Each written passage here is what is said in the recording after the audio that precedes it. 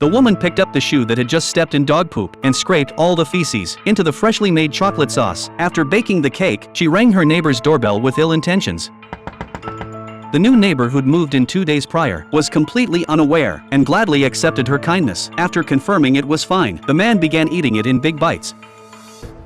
However, the woman did this because she was nearly driven mad by this neighbor. On the very first day the new neighbor moved in, they threw a massive party at home. The heavy metal music left Lisa, who already suffered from insomnia, utterly irritated. She thought it would end after a while, but it wasn't until 4 a.m. The deafening roar next door still showed no sign of stopping. Lisa was tortured awake all night. At dawn, she could only drag her exhausted body to work, but after taking just a few steps, she nearly stepped in dog feces right outside her door. This was done by the new neighbor's dog. Annoyed, but she only complained a few times before heading to work.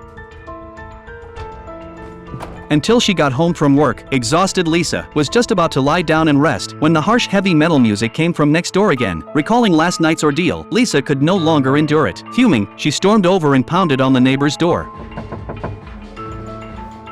But to her surprise, this intimidating-looking guy turned out to be surprisingly reasonable. He immediately had his friend turn down the volume. Then Lisa remembered the dog poop she nearly stepped in that morning. This time, the man readily agreed again, assuring her it definitely wouldn't happen again. Lisa was very satisfied with her new neighbor's attitude. But just as Lisa thought she could finally get some good sleep, the piercing music blared from the next room once more, still at 4 a.m., and this time even louder than before. At her wit's end, Lisa couldn't take it anymore. Furious, she stormed over to the neighbor's place and pounded on the door again. Seeing that communication was futile, Lisa chose to call the police. Tell me to F off out of his garden.